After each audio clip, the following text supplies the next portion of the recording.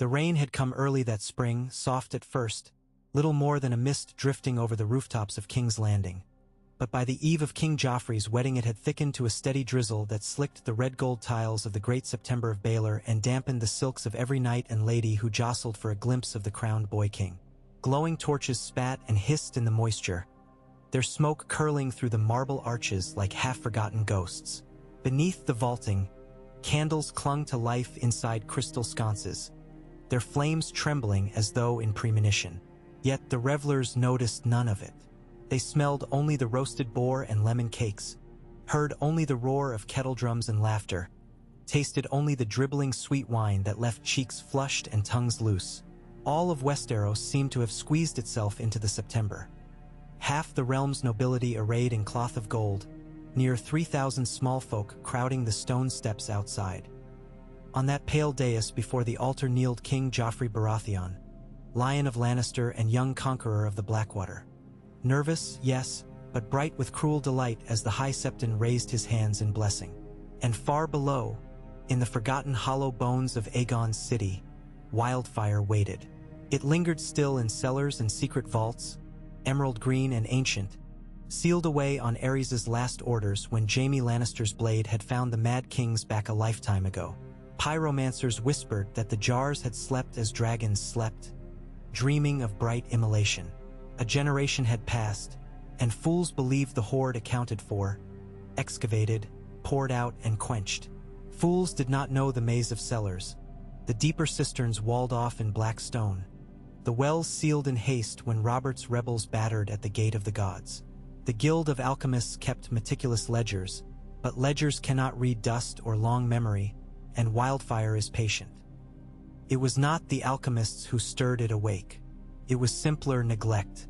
One thin channel, a blind pipe running beneath the ironmaker's row, had cracked in the winter frost 6 years past. Another earthquake hairline fissure had opened beneath the dragon pit after the Bells' rebellion shook the city walls. Where jars sweated vapors, stone crumbled. Puddles no bigger than a maiden's palm pooled green in the darkness, each sparkless for years, until the day of the royal wedding.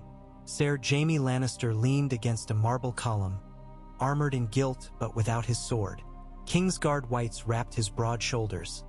A lion-headed clasp pinned his cloak, gleaming yellow as sunrise despite the gloom of the September. His golden beard had grown thicker since his return from the Riverlands, and he kept rolling his right shoulder, resenting the strange ghost ache of the lost hand. He watched his son, no, his king, kneel before Marjorie Tyrell, watched Cersei's face tighten with jealousy, watched Tyrion drink too quickly from a crystal cup that seemed too large for his stunted fingers. All the while, Jaime's mind toyed with darker things.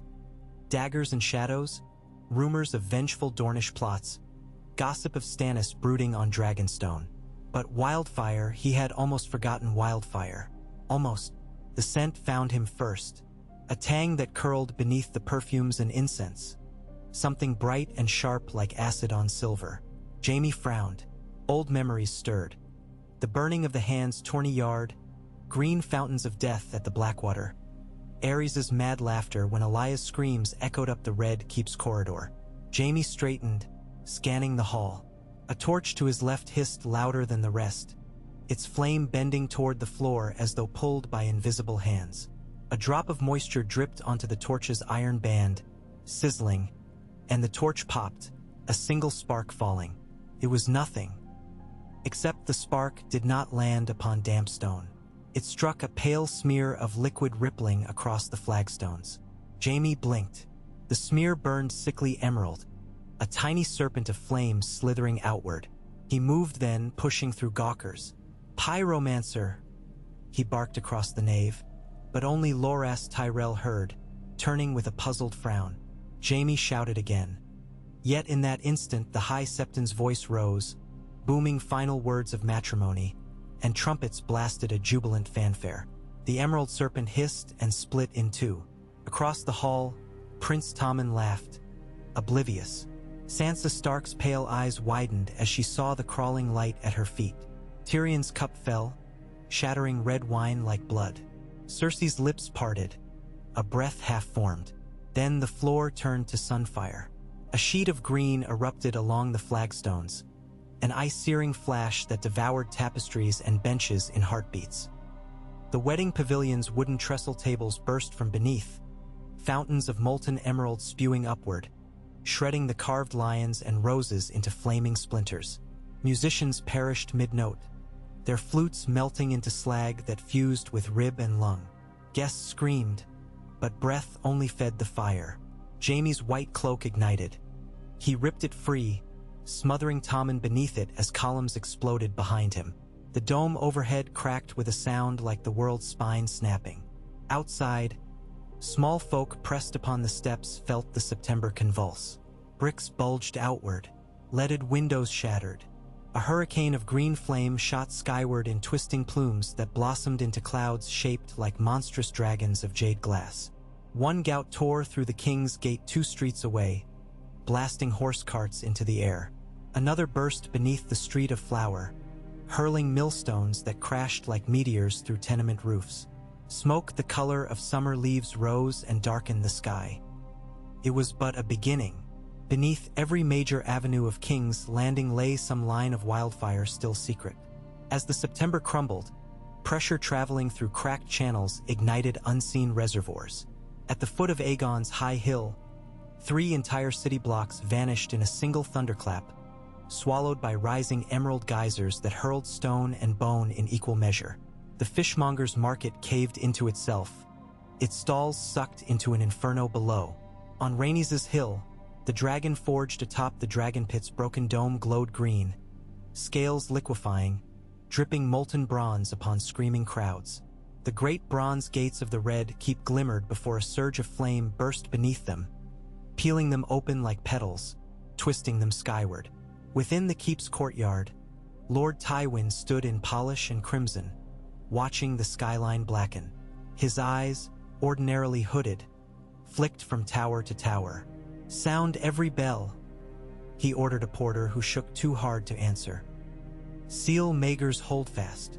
The porter ran. Tywin turned to Ser Adam Marbrand, lips thinning. "Find the Guild of Alchemists master. I want to know every hidden cache before sunset." "It may already be too late, my lord," Marbrand said. "Then die searching," Tywin replied, voice iron. Atop the city walls, Arya Stark, still thought dead by half the realm, clung to the shadows beside the Hound.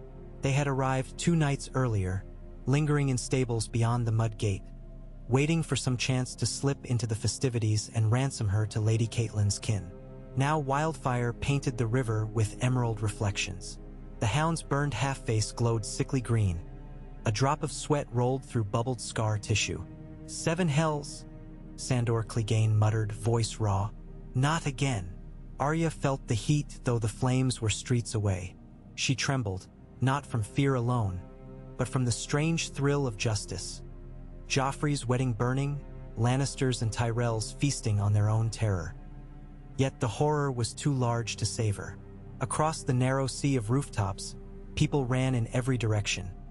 Some with clothes aflame, some carrying children, some dragging chests that smoked at the seams. The cries blended into a single animal howl. Arya tugged at the Hound's arm. "We can get out the postern gate if we run now. Or we can keep to the riverside," he growled, eyes fixed on the roiling glow. "Boats'll crowd the Blackwater. Better chance than streets of fire." "Whichever," Arya hissed. "Just move." They moved, and as they descended, the ground beneath the King's Gate shook. A tremor so deep Arya felt it in her teeth. Behind them, the wall cracked, fissures running like veins until a section collapsed outward, plunging onto fleeing small folk, burying them beneath dust and flame. And still the night was young. Inside the September's ruin, heat burned the lungs raw. Jaime rose from beneath a fallen slab, blood in his hair, Tommen sobbing against his chest. Flames clung to chunks of marble. Shattered pews littered the floor. Half the dome had caved, pouring moonlight and smoke into a torn-open wound above. Somewhere, steel shrieked, Tyrell guards hacking apart debris in search of their queen. Music had become a memory. Joffrey lay sprawled amid the rubble, his crown dented, gold melted into his hair. His chest moved, shallow as a spider's crawl. Cersei knelt beside him, face streaked with ash, gown smoldering in threads. Her lips shaped silent pleas to gods she never believed. When Jaime staggered to her, she lashed out, nails raking his cheek. "Why didn't you stop it?" she shrieked. "You swore." "I tried," Jaime rasped, heart hammering. "We must go." More caches could ignite.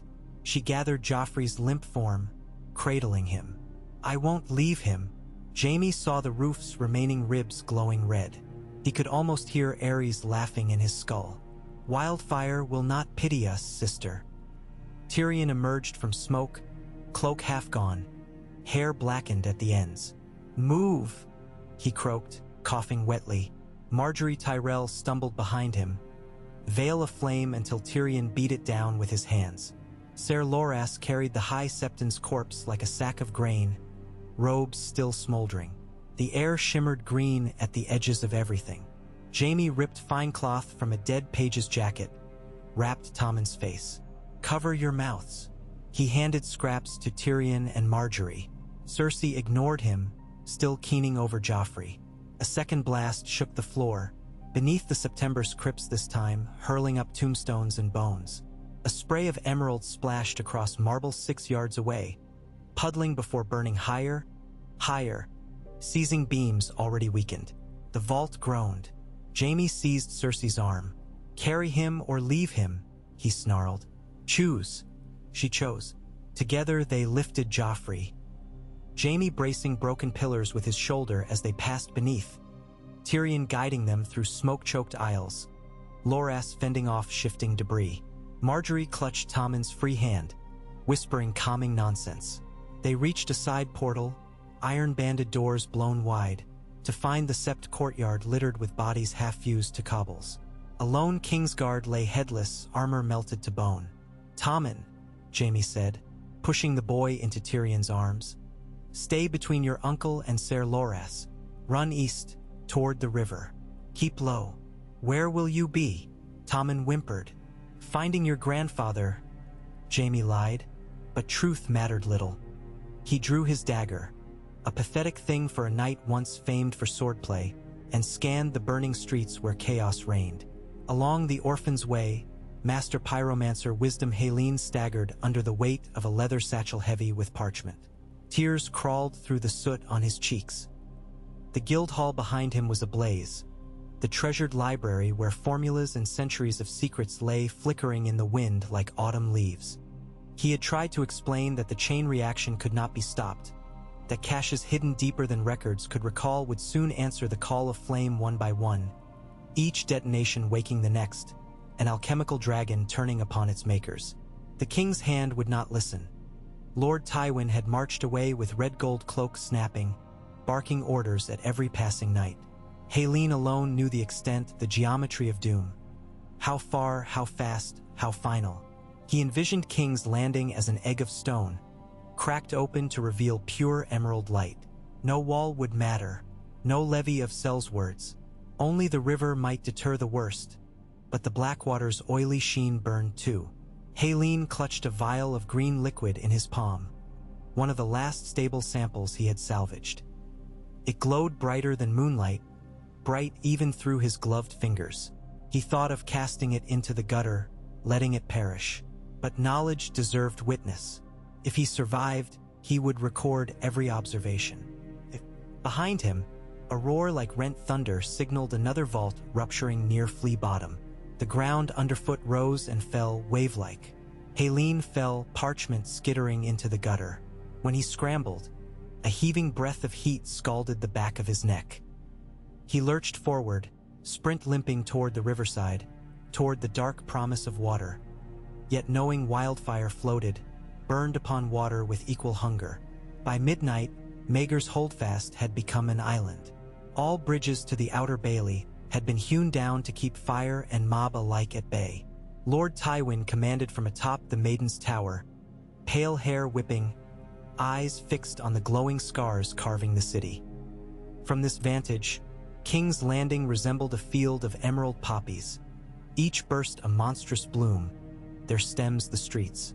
Bells clanged in hysteria. The Red Keep's garrison worked bucket lines in vain along the eastern wall where stone sweated and split. Grand Maester Pycelle tottered to Tywin's side. "My lord Hand," he wheezed. "The healers flood the lower halls with wounded. We have no physic for wildfire burns. The flesh sloughs. Send any man who can walk to the wells. Keep water running," Tywin said. "And the queen, is she safe in her chambers?" "In body, yes. In mind," Pycelle flinched at a distant boom. "The king's wounds are grave, my lord. Maester Franken says even should he live, he may never draw breath unassisted again. The queen refused the milk of the poppy. Says his grace must feel every heartbeat to know the realm's need." Tywin's jaw clenched. "Then fetch Qyburn from the dungeons. The old ex-maester fancies himself a healer. Perhaps he can purchase one more breath for the boy." Pycelle recoiled at the name. "That brigand? He traffics in abominations, M-Lord. What if he—" "We are living abomination this night," Tywin replied, voice flat. "Doubtless the gods will forgive one more." He turned away from the quaking maester, surveying yet another blossom of flame near the dragon gate. The gold cloaks were nowhere in sight. Most had fled or died. From the harbor rose new horrors, fishing skiffs aflame, drifting east on tides toward Dragonstone, leaving snaking trails of jade on black water. The Bay of Blackwater looked as though a second dawn burned within its depths. Tywin felt something cold then, not the night air but the bitter taste of prophecy denied. He had bent kingdoms, crushed rebellions, seated his blood upon the Iron Throne.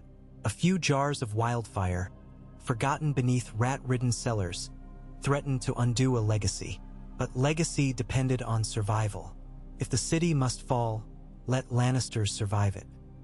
"Ser Kevin," Tywin called, and his brother strode forth, helm under arm, red cloak scorched but intact. "I want every ship still afloat manned and ready by first light. Load them with provisions, gold, every living Lannister. We depart before the tide turns." "And the realm?" Kevin asked quietly. "The realm will forgive whatever it must," Tywin said. "But dead men rule nothing." At Sansa Stark's elbow within the sack of the city, Ser Dantos hollered babbled prayers, clutching her sleeve. They had scrambled from the September's wreck before its east transept collapsed, dragging a half-conscious minstrel for cover under a toppled statue. Wildfire storms flashed overhead, painting stone faces in mad lime. Sansa's wits clung to the single instruction whispered by Ser Jaime as they fled. The river, reach the river, and she seized Dantos's wrist, yanking him away from the hiding place. Through ash fog they ran. Corpses lay everywhere, some stone still, some twitching as if seeking lost limbs. The smell, there was no name for it. Sour, sweet, sharp, blood and rot and alchemy. Flame gusted from doorways without warning. Sansa felt her dress catch once, slapped it out with bare hand while Dantos yowled. When they reached the street of silk, half its brothels had collapsed, their painted windows oozing molten glass. Fire burned oddly there, skipping buildings as though choosing victims by whim. They ducked into a narrow court. Sansa pressed against a tiled wall enduringly cool. Across from her, a blackened body hung from a window, hands fused to stone, mouth open on a soundless final scream. Dantos retched. Sansa felt tears but could not spare water to weep. "We'll never reach the river," Dantos choked. "The gutters run with the stuff." "We must," Sansa said, voice thin as thread. "If we keep northward." A roar cut her words. Another eruption, closer. The wall shuddered. A rooftop folded downward in slow collapse. Tiles crashed like thunder as an avalanche of green dream fire poured into the alley's mouth. She dragged Dantos again, stumbling into deeper shadows, breath ripping her chest. Above, the sky no longer showed stars. Only pillars of smoke shot through with emerald lightning. And always the bells kept ringing. Dawn bled gray over a city that glowed bright as malachite embers. Ash snowed softly, blanketing the smoking bones where once spires had pierced the heavens. The September of Baelor was gone. replaced by a jagged crater simmering acid vapors. Rhaenys' hill had split like an overripe peach, disgorging chasms that burped green flame at intervals. Bodies by the thousands carpeted the plazas, their outlines frosted in glassy residue, limbs fused to cobblestones. From Blackwater Bay, the devastation shone clear. A sprawl of dying fires pulsed across 7 leagues, each pulse marking another street collapsing into subterranean inferno. The river and the sea shimmered, slick with floating wildfire that burned low, as though the water itself had turned oil-rich and eager for flame. On the deck of the Galley King's Prize, Ser Davos Seaworth shuddered at the sight as Stannis Baratheon watched in silence.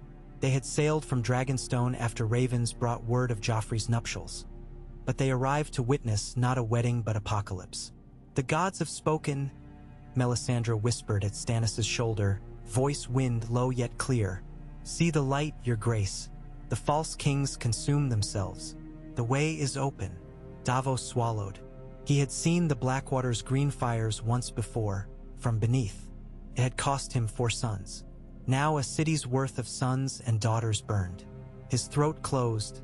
Words would not come. Stannis' face, harsh even in triumph, betrayed no joy, only grim determination. He raised the banner of the fiery heart of Lawler in one mailed fist and turned to his captains. "Make for the river mouth," he ordered. "We will land where the water burns least. Gather survivors. We take King's Landing before nightfall. Offer mercy, but show strength. Those who kneel swiftly shall live. And those who will not?" asked Lord Celtigar, voice trembling as surf.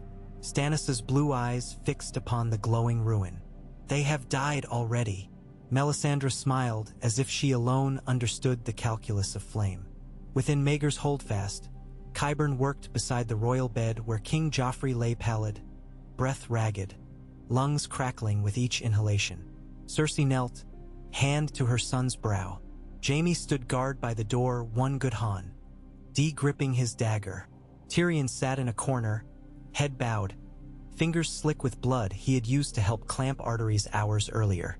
A hush ruled the chamber, broken only by drip of melted wax and Joffrey's wet gasps. Qyburn's tools were unfamiliar. Bone-handled chisels, bronze needles, leeches of midnight hue that clung to their jar sides hungrily. He hummed as he worked. "His Grace's burns are not mortal," he murmured half to himself. "But the inhalation of these alchemical vapors, that is another matter. The lungs rot from within, you see." "Can you save him?" Cersei demanded. "I can preserve him," Qyburn said gently. "For a time, with certain admixtures, we may draw out the corrupted air, feed him elixirs that steady the heart, keep the humors in balance. But it will hurt, and he will never be the same." "Do it," she said, eyes gleaming. "Do whatever it takes." "Very good." Qyburn's thin smile flickered. "But there is a price, your grace." Jaime shifted. "What price?" "Access," Qyburn said, still busy threading a tubing of catgut into a brass vial. "Freedom to explore the body's deeper mysteries. Consent to certain unorthodox remedies." He glanced up, meeting Cersei's gaze. "Else, his grace may perish within the hour." Cersei nodded without hesitation. "All you require, Qyburn. All." Tyrion's head lifted. "Sister." "Quiet, imp." Her voice was steel. "My son will live." Tyrion's mouth compressed. He looked at Jaime, who could offer no comfort. Outside, another bell began to toll.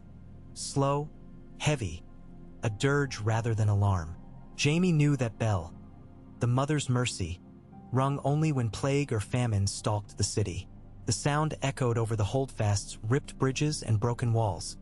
Across the gutted city where survivors now huddled in burnt squares around communal pyres. Somewhere beyond, Stannis' banners touched shore, red hearts beating gold in the dawn. In the charred remains of Flea Bottom, Arya Stark crouched beside Sandor Clegane behind splintered carts, watching armored soldiers pour through the shattered dragon gate. These soldiers bore the crowned heart, not the lion. Men and women crawled from hiding, flinching at the newcomers, Yet these soldiers carried bread and skins of water, handing them to the numbed and broken. A red woman rode among them, her scarlet robes unsoiled by ash. Her eyes seemed to drink the smoke. The hound spat. Bloody Stannis. Arya watched a tall knight lift a child from rubble. The child clutched a half-melted doll. Arya's heart twisted. "If they're here to help," she said, "we should follow. They might take us out." "They might put us on a pyre," Sandor said. He rubbed a blackened gauntlet across his scars. "But stay if you want. I'm going to find a ship before the whole damned city sinks." Arya hesitated, torn between the dire wolf in her blood and the road's uncertain promise. She stared at the red-robed woman. The woman stopped, turned as though feeling the weight of Arya's gaze, and their eyes met across smoke and ruin. The woman inclined her head, almost a bow, and Arya felt a chill deeper than wildfire's heat. She turned to find the hound limping away toward the riverbank. She followed. Tywin Lannister's fleet stood ready in the bay, 12 cogs, 6 galleys, 1 grand warship taken from Myrish pirates years ago. Sails glimmered crimson in wan sunlight. Gold chests waited aboard. The hand's plan unfolded with cold efficiency. Withdraw to Lannisport, muster Westerland's strength. Return once the city cooled and Stannis lay bled weak defending a corpse heap. But fate breeds new heirs swiftly. In a grand cabin on the warship Red Lion, Tommen Baratheon knelt before his grandfather, crown too large for his brow, eyes too large for his face. Near him stood Margaery Tyrell, and beside her, Lady Olenna. Though the Queen of Thorns looked smaller, her finery darkened by soot. Tywin's voice rumbled firm. "The realm still needs a king. Joffrey may yet live, but the realm's health demands certainty. Tommen will be crowned at Casterly Rock for now. Later," he gestured at the city, a wasteland of smoke and emerald embers. "Later, when King's Landing is pacified, we return." Lady Olenna's gaze was sharp. "And the High Septon to crown him? The one we had is ash." "We shall find another," Tywin said. "Faith follows power." Margaery laid a hand on Tommen's shoulder. Tommen's lips trembled, but he nodded. Across the harbor, green fires flared anew as fresh caches ruptured the mud gate. The Red Lion's hull pitched gently, as though the bay itself shifted. Tywin watched the city burn until the midday sun turned smoke to gold. Power, he told himself, could be remade. Lannisters always pay their debts, but the cost would be counted in generations. That evening, the wind shifted west, driving smoke toward Stannis' encampments along the Blackwater Rush. His maesters predicted storms by morning. In Maegor's Holdfast, Qyburn's vials dripped pale elixirs into Joffrey's veins, elixirs that made the king's heart flutter like a trapped moth. Cersei kept vigil, whispering lullabies older than her pride. Tyrion walked the ruined curtain walls, watching glowworms of lanterns below as refugees gathered to Stannis' banner for bread and safety. He wondered if this was how dynasties fell, not to swords or battles, but to the blind, forgotten madness of dead kings. In a cellar beneath the old dragon pit, one yet unexploded, wildfire slumbered still, dreaming of green dawns. And night gave no peace. Days later, the smoke of King's Landing blew high enough to stain the sunsets across the narrow sea, and merchant captains clinged to far shores rather than risk emerald tides. Ravens carried broken messages of the Tyrell Lannister alliance sundered by fire, of Stannis crowned anew upon a city of ash, of the boy king Joffrey's breath failing, rising, failing again, kept alive by unnatural arts. In Dorne, Prince Doran read and smiled without joy. In the Aery, Peter Baelish composed new calculations. Across the green fields of the Reach, Lord Mace mustered bannermen, torn between vengeance and the prospect of a Tommen Margaery union still salvageable. But within the blackened shells of King's Landing, everything had changed. The common folk spoke of dragons reborn, of God's punishing pride, of the Mad King's curse fulfilled at last. They scrawled prayers upon charred walls, asking for mercy or at least death swift and clean. They lit candles to Lawler, for the Red Priests offered soup and bread. They cursed Lannisters who had fled, Tyrells who had feasted, Baratheons who had abandoned them for power. Stannis Baratheon surveyed all from the throne room, its ruby floor cracked but intact, its iron chair untouched though heat had warped nearby pillars. He sat upon no throne yet, preferring his war table. Beside him stood Davos, haunted, and Melisandre, triumphant. "The city still burns beneath its streets," Davos told him. "It will cool," Stannis said. "Then we rebuild." "With whose coin?" Davos asked. "With the Iron Banks," Melisandre answered, smile bright as coals. "They answer to power, and power has answered to the Lord of Light. A new age dawns, sire." Davos glanced at the throne's twisted silhouette, at green stains marking columns, at soot blackening the white heart banners of House Baratheon newly hung. He saw ghosts there. Mathos, Dale, Allard, Merrick, sons lost to wildfire once before. He wondered what new ghosts would be born of this dawn. As the first chill of autumn touched the air, the wildfire beneath Aegon's high hill at last flickered low, its hunger sated by stone and blood. From the ruined September's crater, smoke rose still, but pale, translucent, almost gentle. On that lip of ruin, Sansa Stark knelt one morning, head bowed. She had bribed a Tyroshi captain for passage north, had nearly boarded, but something drew her back. Perhaps it was the memory of her father's bones unburied, or of songs half-sung. She placed a single lily upon broken marble, one fragile bloom in a field of death. Behind her, a voice. "Not safe alone." She turned. Ser Jaime Lannister limped up, arm in sling, face drawn. His golden hair was gone, burned away and crudely shorn. Stubble shadowed his jaw like tawny dust.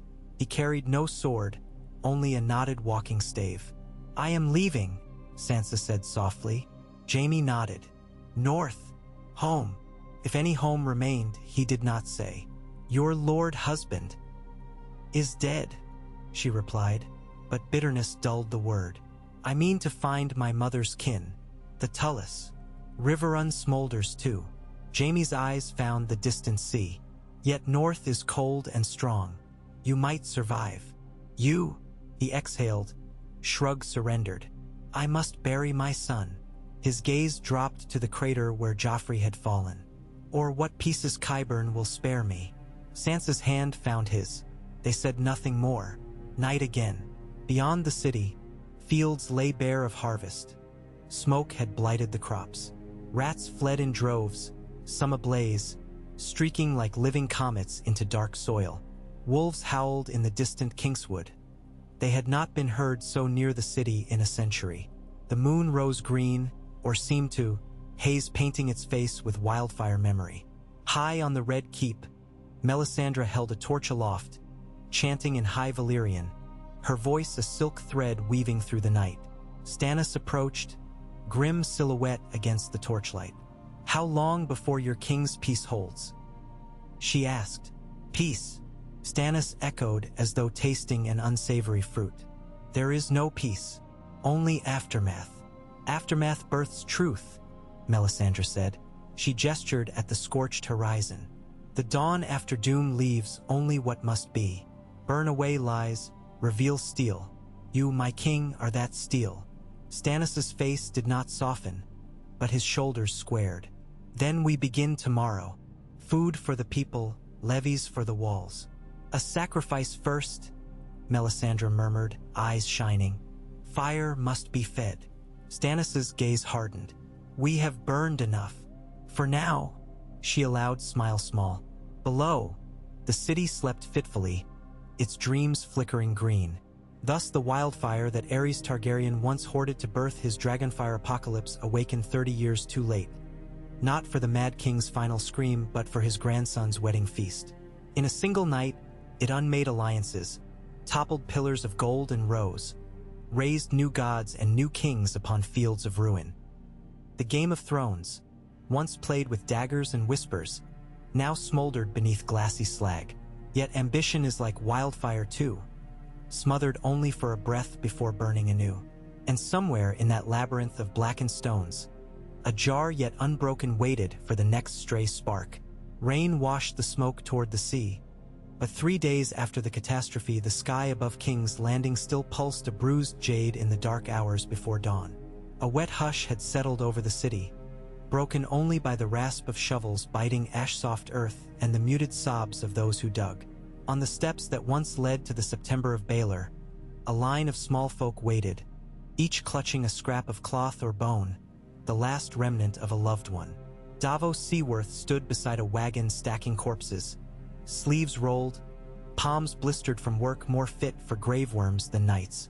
A lantern guttered near his boot, green reflections dancing inside its glass. Even the light seemed unable to forget the color of what had happened. When the wagon creaked off toward mass graves beyond the mud gate, Davos followed on aching legs, counting silently, praying with each number, though the words no longer sounded like prayers but like apologies. Along the Street of Seeds, Stannis Baratheon paced a makeshift command tent raised where the Tyrell pavilions had once glittered. The pavilion poles, scorched black and twisted, now served as tent spars, wrapped in canvas looted from shattered market stalls. A damp map of the city was pinned to a plank, ink bleeding at the edges. Stannis traced a finger from the Dragon Gate to the Red Keep. Every mark showed a bakery reopened, a cistern cleared, a barricade torn down. Progress, but too slow for him. He could hear the coughing of refugees outside, a ragged chorus amplified by canvas walls. Their sickness worried him. Maester Pylus whispered of lungs rotting from unseen vapors. Stannis ordered every chimney scraped, every street flooded with river water, but the fires beneath the stones still hissed, and more than one well steamed pale green at night. Melisandre watched him from a stool beside the brazier, lips parted in silent prayer. Her red robes were spotless, as though ash respected her. Eyes of Times remembered watched back from the flames, twin coals bright with secrets. She had spoken of portents. A pale dragon coiled under Aegon's hill, a lioness dripping black milk, a wolf cub bathed in embers. The words irritated Stannis. He wanted stone and iron, not riddles. Yet every time the wind shifted and carried the stink of burned flesh through the tent flap, some hard part of him shuddered, and he wondered whether her god truly had scoured the city so he alone might rule an empty throne. Outside Maegor's holdfast, 3 concentric rings of stakes rose from hastily dug trenches, each stake topped by the skull of a rat. Melisandre's design, a ward she claimed to keep plague at bay. Rats still swarmed the city, driven from their nests by heat, but none had crossed the ward alive. Davos loathed the cruelty of it, yet he could not deny the piles of grain saved from spoilage. When he argued that bread would not console men frightened into worshipping new gods, Melisandre answered him with a smile like dawn on steel. Fear and faith share one root, Onion Knight, she said. If you would have them bow, you may as well have them pray. Cersei Lannister did not pray. She sat in a dim chamber high in the Tower of the Hand, wrists wrapped in silk to hide burns, listening to the rattle of Joffrey's breath inside a bronze cage Qyburn had fashioned to fit his chest. Tubes wet with crimson fluid pulsed between the bars. A bellows bag at the foot of the bed hissed each time Qyburn's apprentice pressed it. The sound was hideous, but Cersei would sooner have torn her own ears off than stop it. Qyburn's salves kept infection at bay, but the king's lungs remained charred sacks that oozed black mucus. When Joffrey's eyes opened, they saw nothing. Once each hour, Cersei dabbed wine upon his lips and whispered of vengeance. At dawn on the second day, she commanded Ser Osmond Kettleblack to bring her the High Septon, only to learn the holy man had been vaporized inside the September. She laughed, a cracked cackle that lingered until Qyburn begged her keep calm for his grace's sake. Calm was a stranger now. Rage was wine and grief the cup. Jaime visited each night. He never stayed more than minutes, as though guilt were a scorching brand he could not hold long. His stump, wrapped in linen, throbbed when he stood too near the boy he had fathered. He longed to speak words that might salve the wound in Cersei's eyes, but what balm exists for a mother who has watched fire melt future into ash? Instead, he listened to Qyburn's reports and brought news from beyond the walls Tywin's retainers still guarded. Tommen had sailed 2 days past on the Red Lion with Uncle Kevin and the Tyrells. Gold and grain went with them. Casterly Rock would crown a second king while the first lingered in limbo. Jaime saw what that meant, civil war within civil war, but Cersei saw only abandonment. Each report opened new fissures in her voice. Tyrion carried different burdens. He had quartered himself in the Tower of the Hand's lower rooms, away from Qyburn's stink, gathering ledgers rescued from the treasury fires. The Master of Coin was dead, spitted on a broken balustrade during the panic, and the city's goldsmiths refused to trade silver for ashes. Tyrion spent hours recalculating debt with shaking hands. Every scratch of quill summoned memories. Laughter over wedding cups, the clatter of dice on a board, Shay's perfume under torchlight.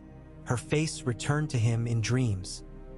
Eyes wide as wildfire blossomed behind her. He did not know whether she had escaped or burned. He feared knowing, so he counted coin and whispered to ledgers, as though numbers might drown screams. By day he walked with Davos measuring bread lines, counting how many sacks of barley remained untainted. He wore a hood to hide his mourner's shorn hair, but whispers followed. Demon monkey, half-man lordling, Lannister wretch. In the ruins his name had become curse and rallying cry both. When a mob spat on him near the Dragon Gate, Davos placed himself between, palm on dirk, voice steady. "You'll gain no justice here," he told them. They dispersed, but Tyrion's gratitude tasted of salt and gall. He had once ordered Davos's sons burned alive by this same ghastly flame. Arya Stark watched such exchanges from shadows. She and Sandor had slipped back into the city after their flight south, when word spread that ships filled with Reach grain had anchored off Cobbler's Square. Grain meant coin. Coin meant passage north if a girl played her names right. Yet the Reachmen were gone. Their galleys sailed with Lannisters, and what grain remained was guarded by lawless red priests. The Hound despised the priests as much as fire. He found work escorting wagons for a Braavosi merchant who paid in smoked eel and watery ale. Arya stole glimpses of the red, keeps broken towers through alleys, her mind stinging with thoughts of Sansa. Each night she told herself she would cross the river come dawn, find a road that bent north. Each dawn she awoke to green-flecked fog and another rumor. Of dire wolves seen on cracked walls, of a girl slipped like a wraith through charnel pits carving lions into dead foreheads. The rumors sounded oddly like hopes, so Arya listened and lingered, blade needle warm against her ribs. Oberyn Martell arrived beneath a banner of orange sunbursts at dusk on the 7th day. He rode at the head of a small column. 50 spearmen in copper scale, 20 crossbowmen with bows strung in waxed canvas, and 3 lithe daughters of the sands whose scarves trailed behind them like comets' tails. The guards on the Red Keep's gate balked, but Oberyn dismounted, tossed reins to a squire, and strode past pikes, daring them to deny him. His eyes roved the blackened skyline. "Smells like home," he remarked to no one, recalling Sunspear's sulfur springs. When Ser Loras Tyrell intercepted him in the outer yard, sword half-drawn, Oberyn smiled thinly. "Relax, pretty Rose. I come bearing peace for once." Loras's reply died when a fresh tremor shuddered underfoot, one of the sleeping caches groaning. Stone dust rained from parapets. "Call that peace," Loras growled. But he escorted the Dornish prince to Stannis all the same. Stannis valued every sword that pointed toward Lannisters. In the command tent, Oberyn bowed with theatrical flourish. "My horse nearly stumbled over charred children on the Rose Road. I thought that cruelty belonged to dragons, not Baratheons." Stannis did not blink. "A fate sown by lions, not stags. Have you brought more than insults?" "Insults are free." Oberyn's gaze slid to Melisandre. "I offer vines of Dornish red and men who never bent knee to Aerys. My spear is your spear, Lord of Dragonstone. If you promise me the mountain's head when this war is won." Davos bristled. Another vengeance bargain, but Stannis inclined his head. "When victory is mine, Gregor Clegane shall answer for Elia's blood. But first we must break Lannister gold at Casterly Rock." Oberyn smiled, dangerous as a viper sunning on stone. "Then let us begin." Miles west, aboard the Red Lion, Tywin Lannister STO. OD at the prow beneath unfamiliar stars. The sea air tasted of kelp, a tart rebuke to the perfume of court he preferred. Lady Olenna sat behind him wrapped in furs despite summer's lingering warmth. They had argued for 2 days. Olenna demanded immediate return to rescue Margaery's brothers. Tywin insisted on reforging armies, not hearts. When the old woman spoke again, her voice was papery but sharp. "You can pry grain from gold all you wish, Lord Tywin, but a kingless realm will not eke promises." Tywin turned, fingertips white on the railing. "My grandson still lives. That is enough to rally banners." Olenna's crooked smile showed few teeth. "Enough to rally yours, perhaps, but my roses wilt in ash. Fetch them water and they'll bloom for whichever boy wears a crown, whether lion or stag." She rose, cane tapping deck. "Empty thrones breed weeds, my lord. I fear one has already sprouted in King's Landing, and weeds seldom respect old stones." Tywin watched her go, eyes narrowing. He had underestimated the Queen of Thorns once. Wildfire had taught him not to misjudge again. Below decks, Tommen lay awake in a cabin that smelled of cedar and beeswax. Margaery had tucked him into a bunk too wide for his small frame, singing lullabies of Highgarden. Sleep would not come. Each time the lantern swayed, he saw emerald ghosts flickering in corners. Ser Pounce pressed warm against his ribs. When the ship's timbers groaned, Tommen whispered into soft fur, "Will Mother save Joff?" The cat blinked, indifferent. Tommen shut his eyes and prayed not to gods but to heroes from stories. Good King Daeron, gallant Duncan the Tall, even gentle Ser Pate. If any listened, they made no sign. Morning broke red and gold along the coast of Duskendale. Tywin convened his captains on the foredeck. Ravens flew with missives to every bannerman, calling knights to muster at Harrenhal. The ruin would serve as forge and anvil both. Supplies from the Westerlands, men from the Reach and Riverlands still true, fleets from the Shield Isles. Tywin spoke of a king's duty and a father's vengeance. His voice, cold as sculptor's iron, hardened lesser men's spines. Yet once the captains dispersed, he lingered alone, staring north where smoke hazed the horizon. He remembered Mad Aerys babbling about turning kings landing into a dragon's grave. Jaime had stolen that final madness with a blade. Now fate had granted the deed to ghosts. Tywin felt a chill he would never admit. What if lions could not tame this new chaos? What if legacy lay at the bottom of a jar of wildfire, laughing green? Back in the city, Sansa Stark woke from fever dreams on a cot in the cellar of a half-collapsed inn near the Blackwater. A septa tended rows of wounded. The stink of sour poultices fought with charred timber. Dantos Hollard lay 2 beds away, bandaged across scalp and shoulder where flaming timber had struck him. When their eyes met, he smiled weakly, then burst into tears. Sansa shushed him, heart heavy with pity and shame. She had clung to his promise of rescue for months. Now he seemed a broken reed, but he had saved her life, dragging her from the alley where wildfire chased. She rose despite dizziness and stooped beside him, pressing a damp cloth to his brow. "I will get us out," she murmured. "When the road's clear, we go by river. The gods will watch over us." Dantos caught her wrist. "The gods? They weren't watching the September, my lady." He licked cracked lips. "If you have any gods left, pray to ones that love coin. A smuggler's oars may carry us farther than piety." His laughter cracked. He winced. Sansa nodded. Whatever gods still heard might indeed sail under black sails now. Down the hill in Flea Bottom, Arya watched a red priest heap bodies onto a pyre while chanting rhythmical Valyrian. Flames leapt orange here, not green, yet she could not watch long. The stench clung to hair and skin, seeped into lungs. The hound spat at the priest's back. "Burn the dead so they don't rise," he mocked. "But you lot raise dead kings and call it miracle." Arya said nothing. She fingered the rough blade of needle under her tunic.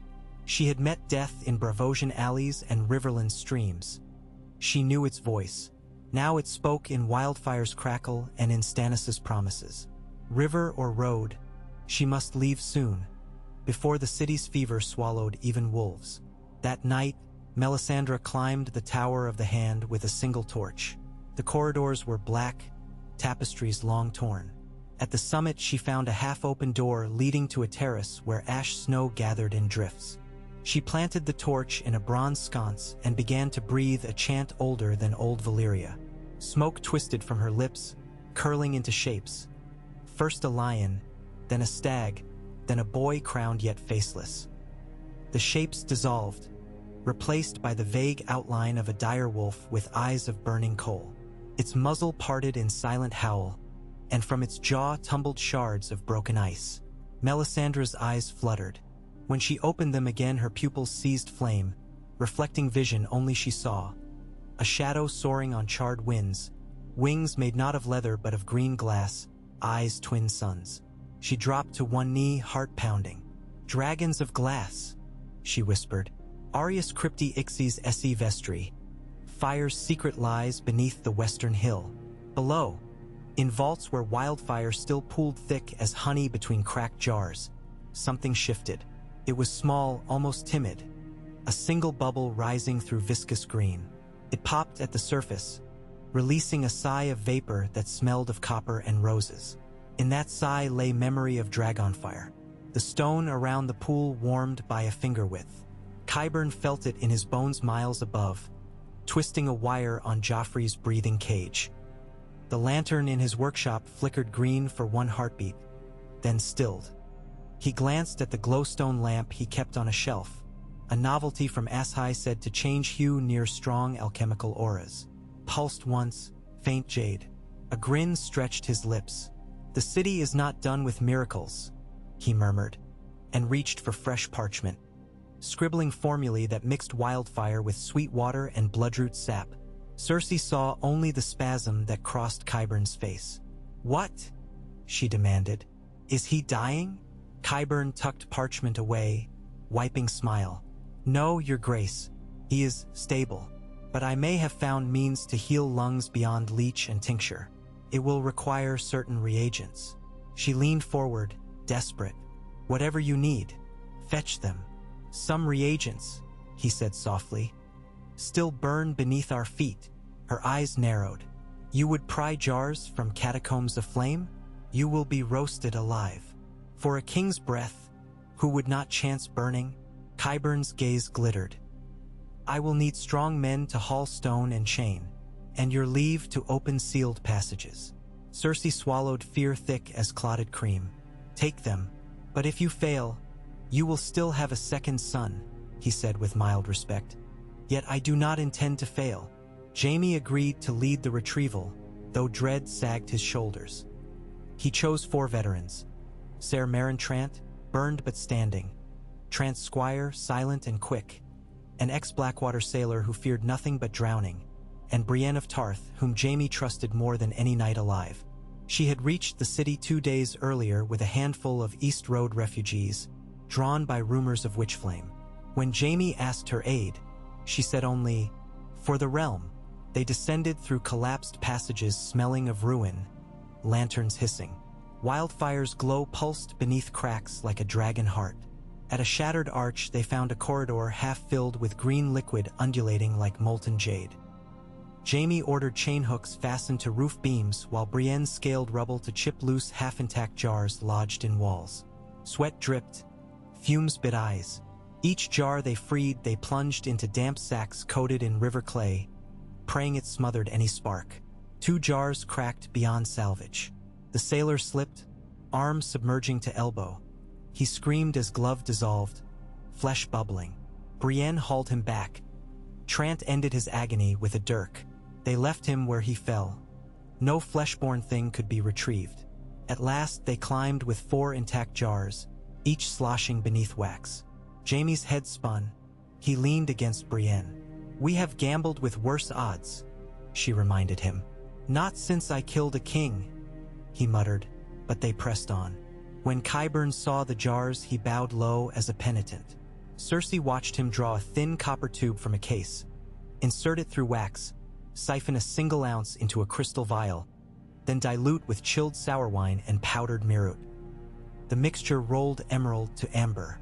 "If it does not melt bronze," he said. "Perhaps it will only scour rot." He dripped a measure into Joffrey's feeding tube. The boy's chest seized. The bronze cage rattled. Cersei shrieked, but breath steadied, rasp deepening to a moist hiss less ragged. Blood oozing at the corner of Joffrey's mouth dulled from black to red. Cersei wept, clutching his hand. Qyburn exhaled. "It may work," he whispered. "Fire may fight fire." Jaime left before triumph could taste like sin. At Harrenhal, ravens bearing Tywin's seal arrived within hours of one another, talons heavy with letters promising land and title to any who marched. But other ravens followed, wings weary, from Stannis. Proclamations of mercy, of grain freely given, of justice for small folk wronged by lion claws. The riverlands, weary of war, listened. Lords neither lion nor wolf weighed coin against conscience. Some rode south to test truth with their own eyes, and in their absence the twins lay half-manned. The Aery quietly barred its gates, and Seaguard lined towers with fresh nets waiting for fish, not war. In Dorne, Prince Doran unfurled reports of Oberyn's alliance across a sunlit table. He spoke softly to his daughter Arianne of opportunity. "Fire has broken King's Landing. From ash rises chance, but chance favors hawks." Arianne sharpened a quill, inhaling salt wind from open windows. "And we," Doran smiled, weary, "we shall teach dragons and lions that scorpions still sting." While lords plotted, smoke parted over Blackwater Rush to reveal a column of glowing mist rising from the depths where sunken charcoal hulls once rested. Fishermen fled, oars churning. From riverbed cracks, wildfire gas escaped, bubbling to surface where it burned pale blue atop dark current. By night, the river seemed a ribbon of phantom lanterns. Melisandre watched from ramparts. She said to Davos, "A waking vein of the earth. The Lord's finger beckons." Davos spat. "Your Lord points at dead men's bones." She only smiled, and Davos remembered suns screaming green upon that river. The next tremor struck on the 12th night. It began as a long sigh beneath the Red Keep, then ramped into a boom that cracked 4 outer towers and sent stones the size of wagons plunging into the courtyards. Jaime, roused from fitful sleep, raced up spiral stairs slick with dust. Halfway, he met Brienne guiding a line of servants out. Together they burst onto a parapet in time to see a plume of molten green burst from the base of the Tower of the Hand, splitting the stone as an axe splits bone. Flames climbed the shaft inside like a serpent racing for sky. Jaime's mouth dried. Qyburn's laboratory sat 2 floors above that vein. He wheeled, sprinting for the stair. Brienne cursed, following. Heat beat them back after 10 steps, an invisible wall peeling skin. Jaime roared, but Brienne seized his collar. "Dead if you go," she shouted through rising roar. He struck her. She held fast. Behind them servants shrieked as a crenel collapsed. Qyburn's workshop dissolved into furnace before their eyes. The balcony melted. Iron balustrade drooped like wax. Within, silhouettes flickered. One doubtless Qyburn himself, clutching vials that erupted like fireworks. Each blast a shriek of color before engulfing silhouette in white-hot bloom. The floor gave way. Jaime slumped when the tower's upper third folded outward and plunged, trailing comet tails of debris into the courtyard. Shockwave flung ash skyward. Silence fell, broken by slow collapse of rubble. Brienne still gripped Jaime's cloak. He did not feel the tears until dust streaked his cheeks. When word reached Cersei, she flung herself across Joffrey's bed, sobbing that the gods had stolen hope again. Qyburn's elixir had improved the boy's breathing. Now supply lay buried beneath tons of stone. Tyrion arrived moments later, voice choked as he begged her to flee. Another branch of wildfire might rip the keep apart. Cersei screamed that she would die with her son. She tore at Tyrion's face, fists small but sharp. Guards seized her arms. Joffrey's cage rattled, and Tyrion thought the boy's eyes flickered open, focusing on nothing.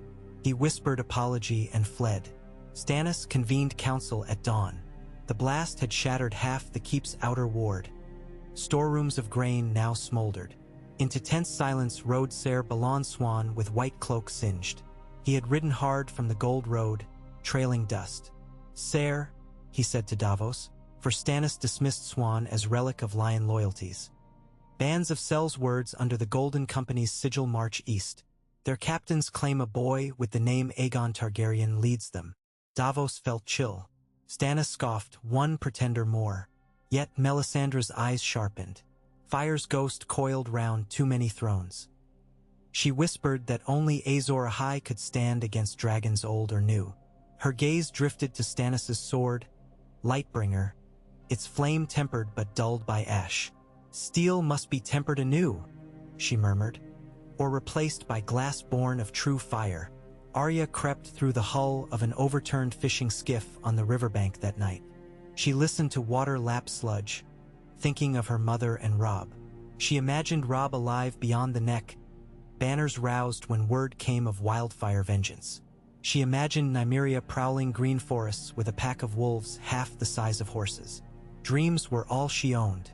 The hound found her asleep, shook her awake, thrust a crust into her hand. "Ship leaves at moonrise," he said, jerking thumb upriver. "Takes us to Maidenpool if we guard crates. You want north, follow coast from there." She stuffed crust into pocket and followed. Behind them flames still danced in broken windows, but fewer each night. Soon stone would cool enough for moss. She did not look back when the skiff pulled into current. Sansa finally emerged from the inn's cellar when a calico dawn bathed city in tentative gold. She found the market square lined with makeshift stalls where men hawked salvage. Scorched candlesticks, cracked porcelain, swords with hilts melted to pummels. She sold her mother's silver hairpin, bent but recognizable, for a pouch of coins and a promise of passage on a Tyroshi galley bound for Gulltown. As she waited for the tide, she wandered to Blackwater Bridge. Charred beams jutted from river like ribs. A lone bard sat on a shattered pyre singing soft, "Ashes to ashes, green to gray, kings may burn but debts must pay." His voice trembled, yet the melody wrapped around her heart. She left a coin on his tattered cloak and crossed to the docks. Tyrion likewise reached the quay, though by back alleys. He meant to seek Davos, beg a small boat north to ask oath of Crannogmen and maybe forgive a ghost or two. He heard the bard's song, paused in shadow. Sansa paused as well ahead. Their eyes met across planking slick with algae. Recognition flashed, but so did fear. Tyrion lifted a hand in tentative greeting. She turned, cloak swirling, vanishing into crowd before he could speak. He cursed softly, though relief crossed his face. Perhaps one Stark would yet know freedom. Davos, seeing Sansa flee, approached Tyrion with caution. "You mean to sail?" he asked. Tyrion blew out breath. "Anywhere north of this. Eastwatch would be paradise." Davos's grin was rueful. "Wall may not survive winter still coming, but there's a place on a sloop bound for White Harbor at dusk. Hard hands and sharper tongues aboard. You'll fit." Tyrion dipped head. "Gratitude." Davos laid hand on Dwarf's shoulder. "We all burn the same color," he said. Tyrion smiled weakly. Too true. The sloop carried them at sundown. Sansa watched from her Tyroshi galley as it slipped upriver, dwarf silhouette small against ruddy dusk. She whispered a prayer for him, strange after all, but the gods had warped stranger things. Her own ship weighed anchor, sails snapping. As gulls wheeled overhead, she set eyes on horizon, picturing Aerys' snows or windflowers' gentle cliffs. She allowed herself the faintest smile. Somewhere north, maybe Bran still breathed. Maybe Rickon laughed chasing shaggy wolves. Hope, fragile as spider silk, clung. Night's mantle spread. Deep in the red keep's catacombs. Emerald mist still swirled around cracked jars, yet slower, as though tired at last. Heat lingered only in pockets. A rat sniffed, eyes glinting where torchlight couldn't reach. It stepped onto thin crust dried over a pool. The crust held, then split. Rat squealt, submerget. Green flared bright as noon for heartbeat, then winked. Silence returned. Above, Cersei slept at last, head on Joffrey's unmoving chest. Jaime kept vigil now, lone sentinel. He watched her breathe and wondered whether love was always a wildfire. Warm until it devoured, Thunder muttered far to west, storms gathering off Sunset Sea. Jaime closed bloodshot eyes and, for first time in days, allowed himself to dream of gentle rain smothering flames forever. But dreams, he knew, rarely cared for the wishes of kingslayers or queens. Far away under pale stars, Tywin's war hosts marched. Farther still, golden company spears gleamed along the King's Road's dusty spine. And beyond them all, in icy wastes north of the wall, pale shadows stirred, sniffing wind that carried smoke of burned thrones. King's Landing, cradle of conquest and grave of kings, slept uneasy beneath its blanket of ash, waiting for dawn and whatever new game the dawn would bring. The 14th day after the green calamity dawned beneath a vault of pewter clouds rolling in from the sea, heavy with unspent thunder. Every breath of wind carried an acrid tang, burned leather and sweet rot, that clung to tongue and hair alike, so that even the laughter of children scavenging for nails along the gutters sounded muffled, as though spoken through damp wool. King's Landing no longer groaned with the bustle of carts and criers. Instead, it whispered, a husk of itself, its wide avenues narrowed by fallen masonry and wagon loads of rubble dragged toward the river for dumping. Crows wheeled in flocks thick as storm clouds over the shattered September crater, cawing like black heralds. Their shadows rippled across cracked marble where once great lords had knelt in piety. Now only beggars knelt, scrambling for dropped copper stars around a communal cookfire fed by splintered pews. Davos Seaworth strode from dockside to the improvised counting house erected beside the old custom tower, boots crunching glass vitrified by wildfire. His shoulder still ached from burial detail, yet he carried a satchel of scrolls under one arm and hope under the other. The small council, what remained of it, waited at dawn every dawn, for Stannis had decreed that daylight itself must not outpace the king's will. Davos ducked through the doorway where two of Stannis' Stormlanders stood guard, steel breastplates patched with hammered bronze since their own had melted in the first blasts. Inside, the hall reeked of tallow and damp parchment. Melisandre sat cross-legged atop a pile of rugs near a brazier whose embers glowed the lazy crimson of a dying forge.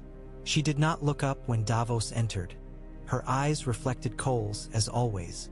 Stannis bent over a scard, table smothered in maps. Oberyn Martell lounged against a shuttered window, arms folded, expression amused, while Lord Gunser Sunglass argued in a hoarse whisper with Maester Pylus about the spread of cough blight through Flea Bottom. Davos waited until the Maester finished his grim report. 60 more dead overnight, lungs collapsed like overripe fruit, then cleared his throat. Ships have anchored off Driftmark, he announced. Lord Valerion sends 3 cogs with grain and salt cod. In addition, Lyseni traders have agreed to barter figs and linen for half price until harvest. He laid scrolls atop the map. It will not fill every belly, but it buys us a fortnight. Stannis acknowledged with a curt nod. A fortnight and a day if the docks work without pause. Good. His finger stabbed a red X inked on the parchment along the eastern approach. And the moat, deepened by another 6 feet, Davos said.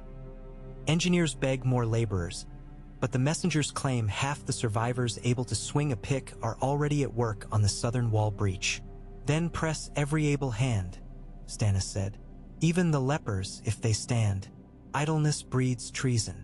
Oberyn chuckled, low and dangerous. Ease your grip, your grace. Too much iron on flesh can bruise the fruit before it ripens. Stannis' gaze flicked like a drawn bowstring. I rule a city half-dead, prince.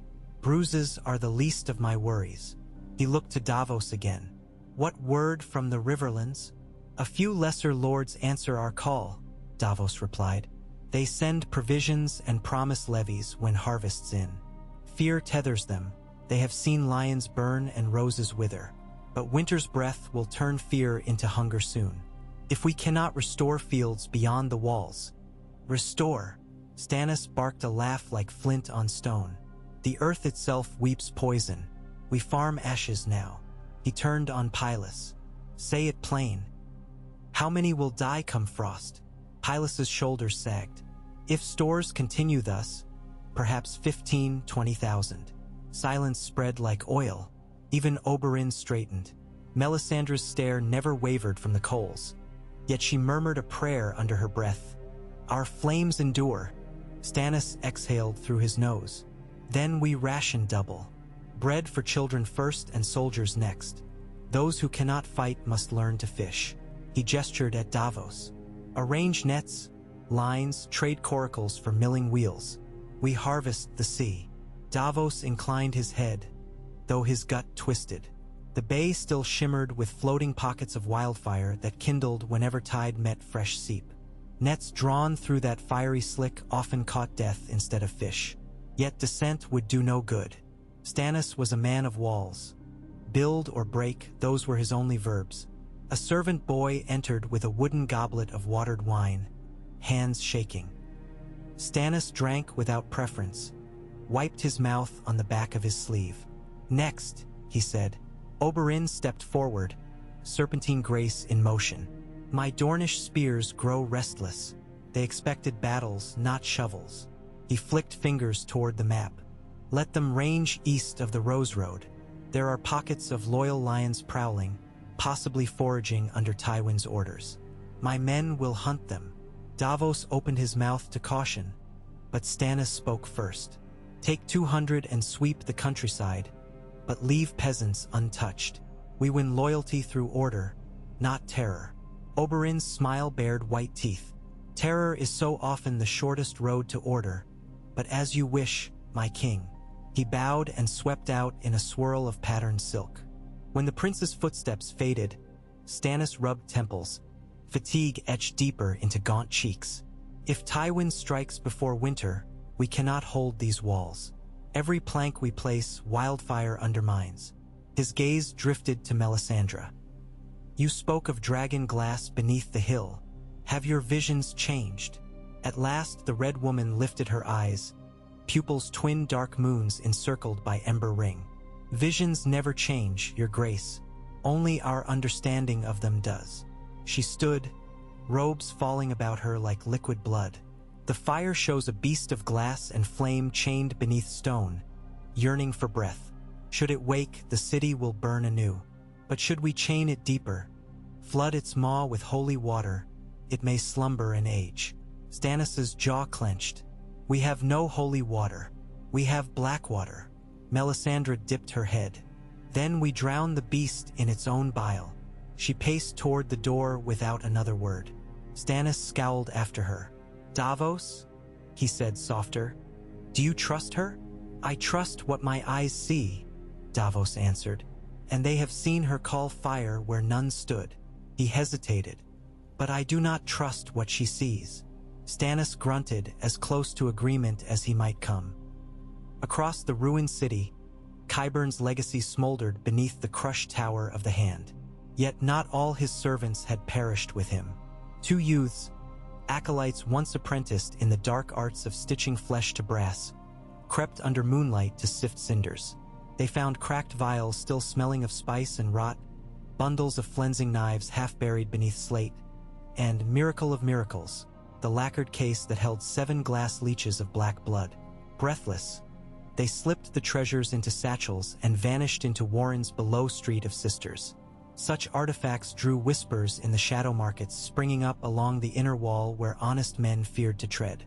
One rumor reached the ears of a sellsword named Varys Quill, whose pale eyes glittered with ambitions bigger than his purse. Another traveled all the way to the campfires of the Golden Company, where ears trained to hear prophet pricked. The Golden Company moved as silent thunder down the King's Road, 50,000 mercenaries under Griffin banners. At their head rode the young man who called himself Aegon Targaryen, son of Rhaegar, heir returned from dust.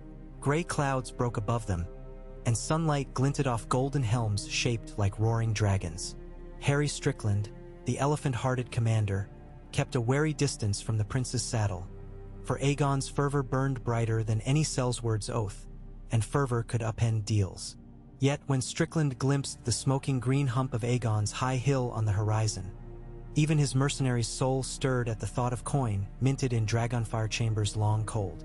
Sansa Stark's Tyroshi galley rode a brisk wind up the coast past Driftmark, purple sails billowing. She stood on the forecastle wrapped in a salt-stained cloak, hair unbound, watching gulls dive and rise. Each morning she recited the names of those lost. Father, Robb, Lady, Yoren, Ser Roderick. She spoke Joffrey's name too, though sorrow mingled with something colder. Sometimes she added Tyrion's quietly, though he yet lived, praying that he might outrun shadows.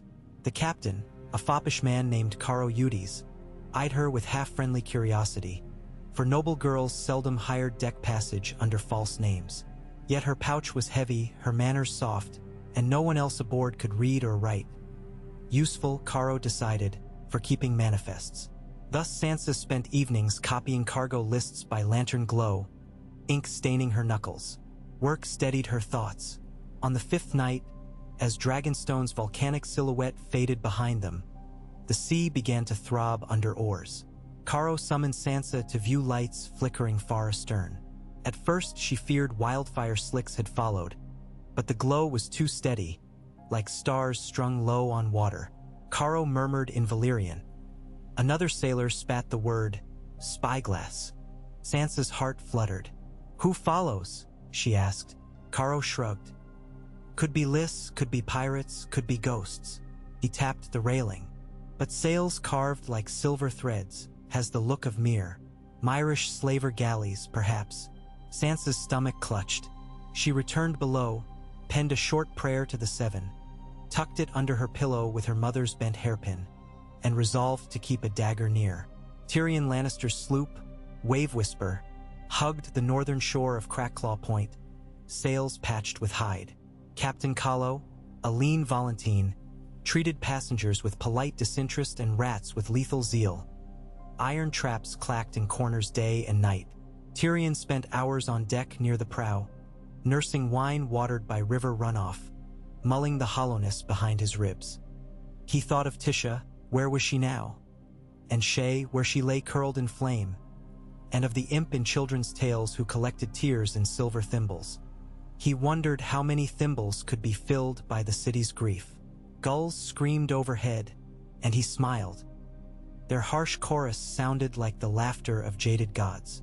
At Maidenpool, the sloop docked for water. Tyrion watched townsfolk patching crumbled parapets, though wildfire had not reached so far. Fear traveled quicker than flame. A hush swept the quay when his scarred face and golden hair emerged. A fisherman spat and crossed himself.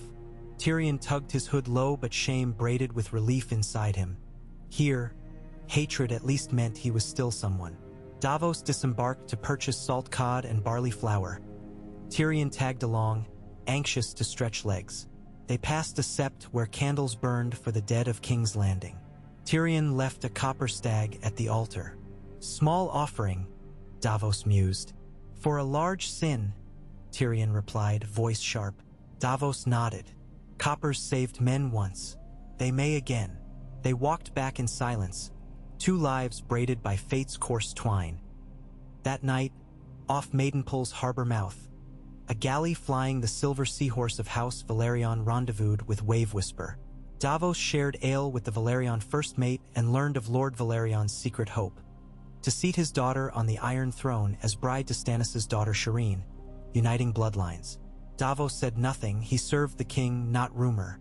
But he carried the tidings to Stannis later by Raven, for secrets were seeds. They sprouted in the strangest soils. Arya Stark and the Hound trudged along a muddy coastal track north of Duskendale, waves pounding cliffs at their left. The Hound's armor rattled loose. It had never quite recovered from Blackwater heat. Arya kept pace despite blistered feet, needle bouncing against her hip. They scrounged mussels for breakfast, berries for supper, and water from trickling cliffside springs.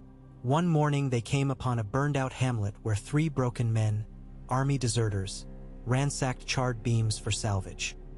The Hound bellowed them off with threats. Arya looted a singed book of field medicaments.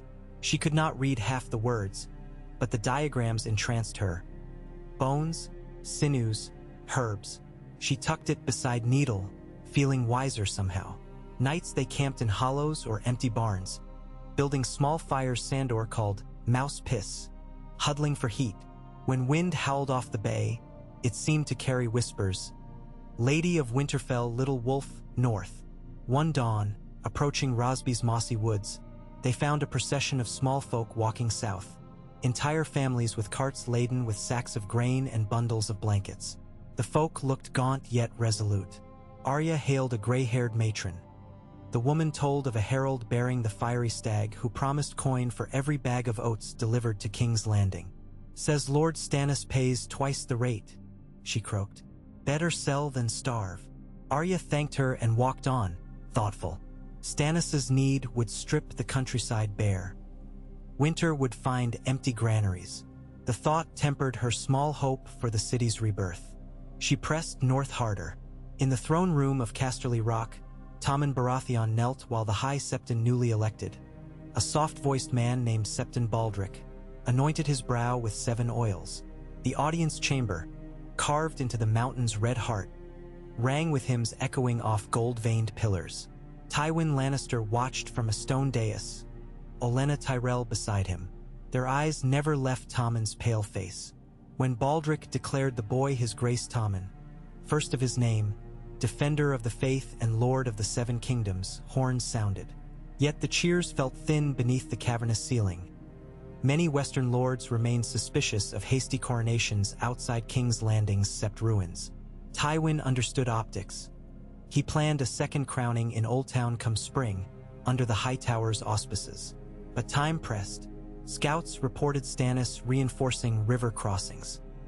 Worse, ravens from the Stepstones spoke of the Golden Company's imminent arrival at the capital.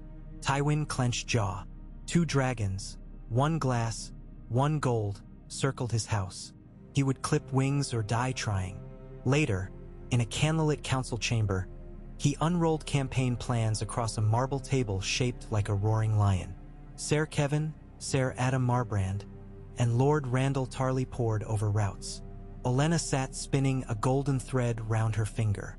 "Supply lines will stretch thin," she warned. "Winter will gnaw at us before Stannis's swords do." Lord Tarly snorted. "A lion starves after it claims the kill, not before." Olenna smiled a smile of daggers. "Let us hope that kill does not kick." Tywin tapped the Reach Lord's token. "Lord Tarly, you march with half your levies down the Rose Road to Bitterbridge. Secure crossings, seize harvest. Kevin, you ride at the head of 5,000 heavy horse along the Gold Road to Harrenhal, to draw Stannis west. I will lead the main host through Blackwater Rush once our siege towers are complete." Olenna studied Tywin's lined face. "And the glass dragon sleeping under Aegon's hill? Will your towers conquer that too?" Tywin's eyes flashed. "Dragons are tails. Men, steel and coin rule." Her answering look said she'd heard such certainty before, from men now dust. Cersei had not left Joffrey's bedside since the second tower collapse. Dark crescents ringed her eyes. Her once golden hair hung lank, half-burned, half-clogged with soot. The bronze cage still pulsed, steam wafting when bellows squeezed. The maesters, lacking Qyburn's cunning, merely kept wounds clean, but no new elixir could be brewed. Each day Joffrey's breaths grew shallower. One dusk Cersei dozed, cheek against his icy fingers, and dreamed of a younger Joff, chubby and laughing as she pushed him on a garden swing at Casterly Rock. The dream dissolved into the memory of wildfire swirling like green silk. She woke sobbing. Jaime sat across the room, chin on fist. Her tear-soaked eyes met his, and for once no anger bridged them, only shared despair. "Is he dying?" she whispered. Jaime's voice broke. "I think yes." She sharpened, hate slicing grief. "Then Tommen must return. If Joff dies here, the lion's roar must follow. Father will not supplant my sons." "He already has," Jaime answered. He crowned Tommen. He saw something break behind her eyes, crystal fracturing under heat, and stood quickly. "I will speak with him, perhaps." "No," she stood too, steadying herself against the bedpost. "You will stay. He stole my child's crown and left us to burn. He fears Stannis's wrath and hides behind the rock's red walls. When Joffrey's last breath leaves him, Tywin's will follow." Her lips quivered. "I will be both mother and lion. The realm will weep crimson." Jaime felt a chill. He remembered the day he slew Aerys, for the king threatened fire. Now his sister's eyes mirrored that same bright madness, though cooled by grief. He resolved to never again stand idle. In the depths of the Dragon Pit's catacombs, 3 surviving pyromancers labored to seal cracks where glowing liquid oozed.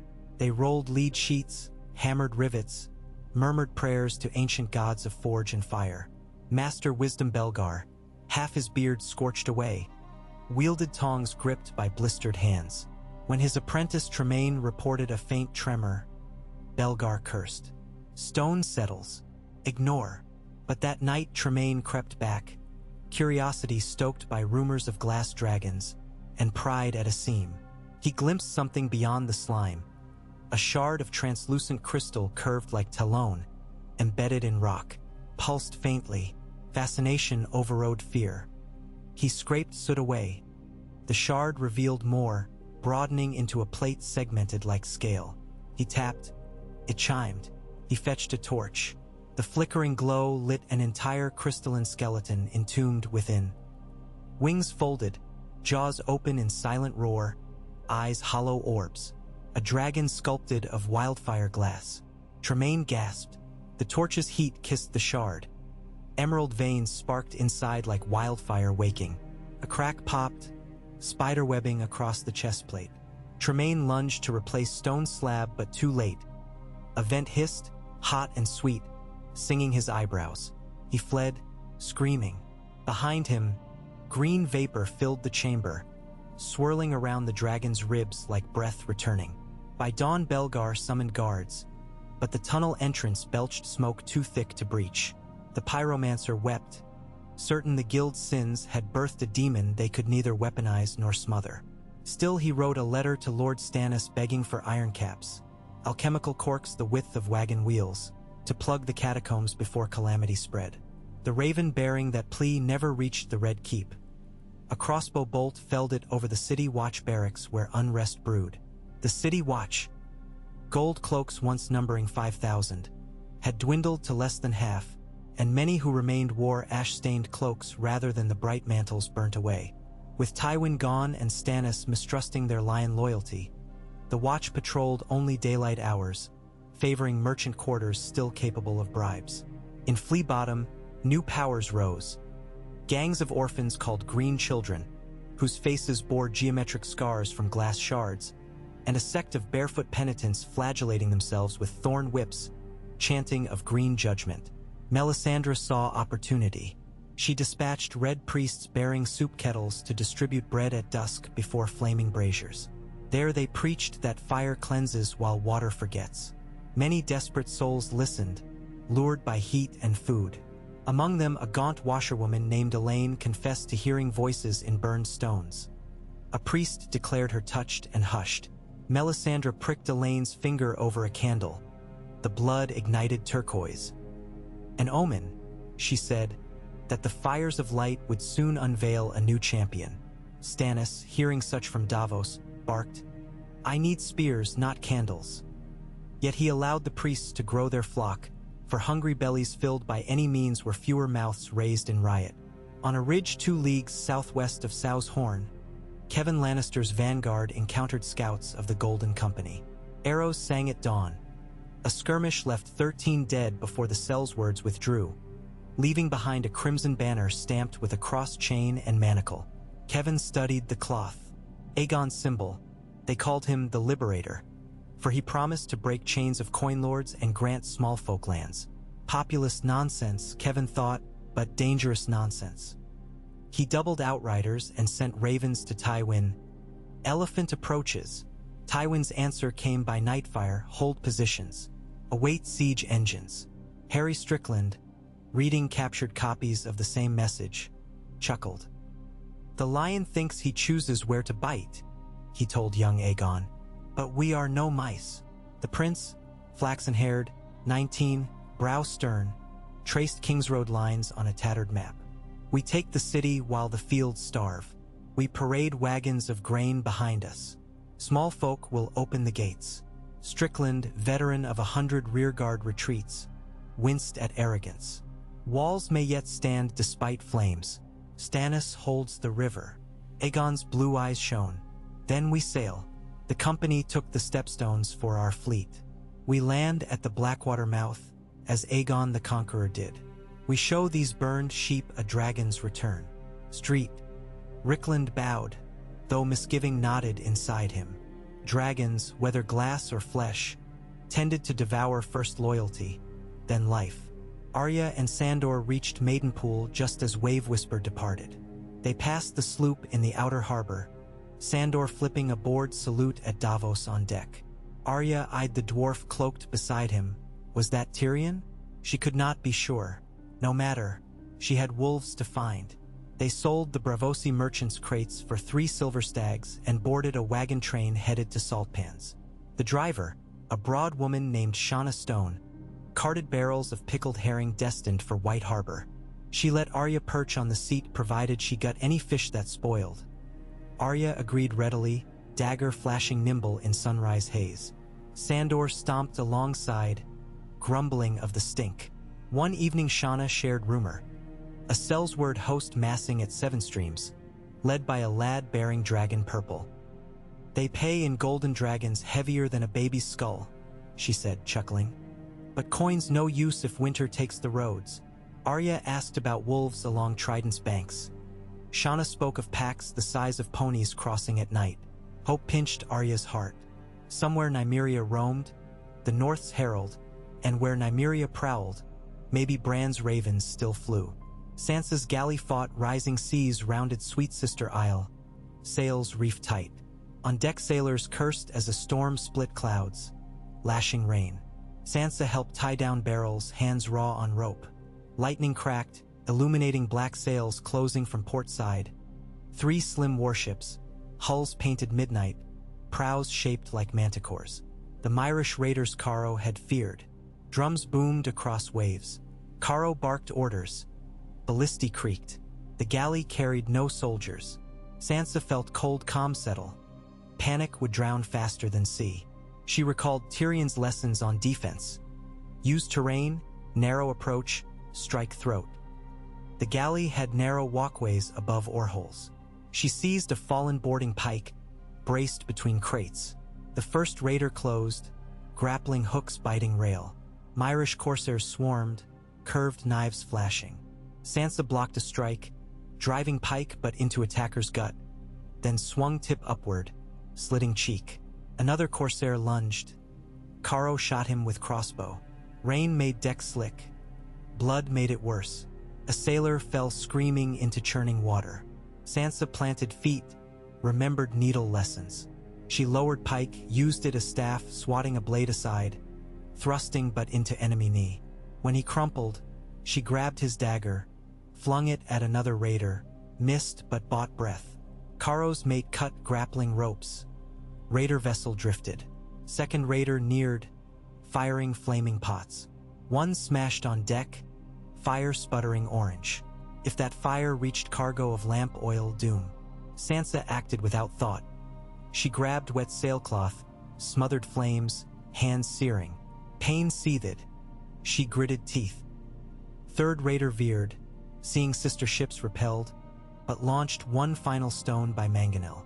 The missile crashed into aft castle, splitting mast root. Galley lurched. Myrish ships withdrew, perhaps hunting easier prey. Silence followed, punctured by thunder. Sansa slumped, rain cooling burns. Caro grasped her shoulders. "Girl of storms," he whispered in heavy accent. "You fight like Selhurry's eel." She almost laughed, tears mixing with rain. They would limp to Gulltown 2 days late, but alive. In her bunk that night, pain flaring, she wrote new names on her prayer scrap. Names of sailors who died, names of corsairs slain. She folded scrap, kissed it, set it under pillow. She slept deeply, dreamt of snowflakes falling into wildfire and sizzling to steam. Tyrion reached White Harbor aboard Wave Whisper as first evenings of frost-glazed piers. Lord Wyman Manderly welcomed Davos warmly, but when Tyrion stepped forth, dockworkers muttered. Manderly eyed the dwarf warily. Yet Davos vouched for Tyrion as envoy seeking to rally northern lords against Tywin's tyranny. Wyman, whose own hatred for Freys and Lannisters fermented like strong wine, invited them to feast on roasted cod stuffed with crab. At table painted with dancing mermaids, Tyrion told jokes that coaxed belly-shaking laughter from the fat lord. They traded stories of court and battle. When Wyman spoke of a rumor that Rickon Stark still lived on Skagos, Tyrion's brows rose. Hope flickered. Davos proposed an expedition south along coast to seek Shireen a safe haven with northern folk, building goodwill. Wyman nodded. But first, bread and salt, he said, slicing crusty loaves for them all. Tyrion ate, savoring rare peace. Yet under the table his leg jiggled. He knew such peace brewed storms. At King's Landing the glass dragon stirred. Tremaine's screams had lured a squad of red priests at dawn. They found the apprentice babbling under an archway, skin blistered, eyes reflecting green. He whispered, "The heart beats," before fainting. Melisandre arrived, palms lifted in prayer. She descended alone, torch raised. In the cavern, heat wafted though no fire burned. The crystal beast glowed from inside, cracks spidering across its body. At its core, a single sphere of hardened wildfire throbbed like an egg. She circled slowly, recognition blooming. "Nissa Nissa," she breathed, recalling the sword Lightbringer forged with a woman's heart. Could a dragon of glass birth a blade of fire? She whispered ancient words, reached forth. The dragon's jaw flexed, shards flaking. A shard sliced her palm. Blood hissed on crystal, turning steam orange. She felt a pulse answer her own. She retreated, eyes wide. Above, daylight narrowed between stone teeth. That eve she told Stannis, "The Lord of Light offers trial by fire, one only a true king may endure." Stannis's face tightened. "Speak plain." She described the dragon's egg heart. "Shatter it under the red comet's next rise. Bathe a blade in its essence, and you will wield Lightbringer reborn." Davos protested, danger inimaginable. Stannis Wade gazed distant. "When Comet returns, we decide," he said, voice hoarse. Comets, though, he'd no king. That same night, a red streak blazed low across sky, trailing sparks. Volk gasped. Mollers klotz its babes. Ravens sketzert. Melisandre smiled, omen swift. Stannis saw and felt destiny tighten like gauntlet. He summoned smiths, commanded them to forge a long sword of castle-forged steel, hilt wrapped in plain leather, no jewels, no lion gold. "A sword for truth, not vanity," he said. Davos begged caution, but Stannis's mind was fortress. Moon set when procession entered Dragon Pit catacombs. Melisandre led with torch, Stannis behind in black mail. 4 kings' men carried the new sword bound in linen. They entered the chamber. The dragon glowed steadily, cracks now webbed across wings. Melisandre knelt, cut palm anew, smeared blood in circle round the sphere. She chanted, air hummed. Stannis unwrapped sword, stepped inside circle. Heat licked his brows. He touched blade point to sphere. Crack, light burst green then white. Shockwave hurled attendants against walls. Blade flashed molten, Stannis cried out, dropping to knee. Sphere split. Viscous flame spilled, swirling around steel like living rope. Sword's edge burned orange, then brilliant white. Stannis seized hilt though leather charred smoke. A scream tore from his throat, pain unimaginable, but he held. Flame drew inward, sinking into blade until metal glowed dull red. Silence birthed. Melisandre rose, face radiant. Lightbringer. Stannis's gauntlet hands shook, but he stood. The blade's edge shimmered faint gold.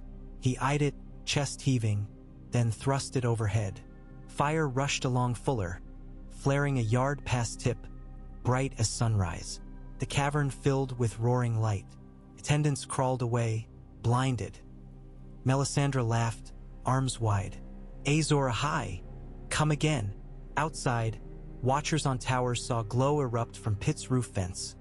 Gold, not green. Murmurs spread like wind. A sword of dawn shining in ashes. Yet inside the chamber, cracks in dragon glass widened. With roar like mountains splitting, wings shattered, shards exploding. Stannis stumbled back, blade dropping to floor. Shards slashed attendants, pierced Melisandre's robes though not flesh. Essence of wildfire, freed, sought air. Mist blazed along floor, creeping upward. Melisandre shouted for retreat. They fled, sealing iron gates. Within, new fires birthed. Green light fumed but flickered, subdued by golden radiance. Balance held. Stannis staggered into night, blade still searing white. Cries rose from ramparts. People knelt. Fire guttered, subsided to steady glow. Stannis regarded sword with grim awe. Pain throbbed through his palms. Skin blistered, flesh raw, but he held destiny. The next dawn Tywin's vanguard reached the Blackwater's burned ford. Siege towers rolled behind lines, catapults clattered. Scouts reported glow from City's hill. Tywin narrowed eyes. War changed shape with every raven. Yet siege engines care not for omen. He ordered batteries assembled by dusk. At midday trumpets blasted. Lord Tarley's column clashed with Martell outriders near Bitterbridge. News of Lightbringer stirred both fear and fervor. Some reachmen balked, muttering of prophecy. Tywin silenced dissent with coin and threat. On the river, Valerian galleys fought Golden Company triremes. Smoke rose. Stannis marshaled archers along broken walls, sword blazing to rally hearts. Davos readied fire ships loaded not with wildfire but pitch and broken glass. They would burn black, not green. Melisandre preached that true fire would purify even black pitch. Refugees took up staves, formed militias. Wolves howled from Red Keep's ruins. Perhaps only dogs gone feral, but tales spread. In White Harbor, Tyrion debated Manderley about sending ships to lift siege. In Gulltown, Sansa disembarked, hands bandaged, eyes alight with new steel. She would ride via the Bloody Gate to find airy refuge. On the King's Road, Arya saw crimson dust of armies, felt storm of change brewing. The realm balanced on blades. Lightbringer's fire on one side, Wildfire's embers on the other, and in between the hearts of men, flint, tinder, or wet clay, none could yet know. Night settled bluish over fields littered with half-harvested wheat. Crickets chirped where wildfire had not scoured. Stars blinked, unblinking. In Maegor's holdfast, Cersei kissed Joffrey's brow as his breaths rattled slower. She whispered a mother's lullaby. Somewhere north, a dire wolf raised a mournful song that rolled over hills and found the river, melding with distant thunder of drums. War would come with sunrise, carrying with it the echo of glass shards and dragon blood, the caw of crows and prayers of small folk. And beneath the ashes of King's Landing, heat lingered still, waiting for one last sigh.